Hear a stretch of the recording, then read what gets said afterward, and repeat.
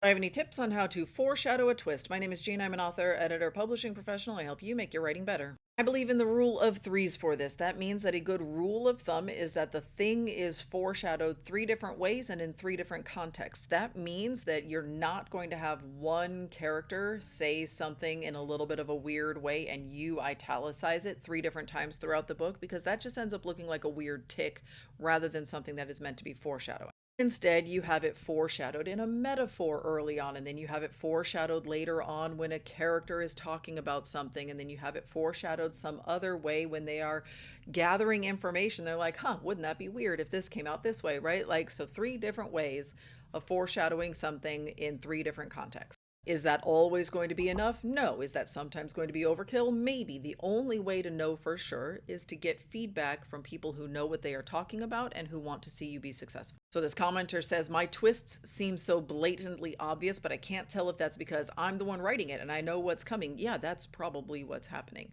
So you have to take this to your writing group and you say, okay, there's a twist. Tell me when you guess it.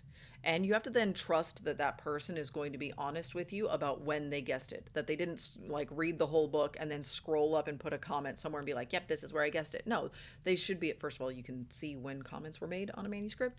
And so they should be able to say, like, this is what I suspect is happening and because of evidence. And then later on, they say, I am convinced this is what is happening because of evidence. And so they are able to put that on the page and demonstrate to you whether or not you are foreshadowing your stuff appropriately. Let's say that your twist is being revealed on page 275. A savvy reader, someone who, first of all, you know is coming, this twist is coming, you told them that there was a twist, and they are a savvy reader who knows what they are looking for, I would expect them to be able to put those pieces together before page 275. So if like page 250, they're like, yep, I am 100% convinced that this is the twist and they have guessed it appropriately, that's not a fail. The person who knew it was coming and was told to look for it and is a professional got to it a little bit early. They might even on like page 50 be like, ooh, I think you're hinting that this might happen. And even if they do guess right, they're not 100% sure yet. They're guessing at that point. What you probably don't want is on page 6, ugh, she's gonna die, isn't she?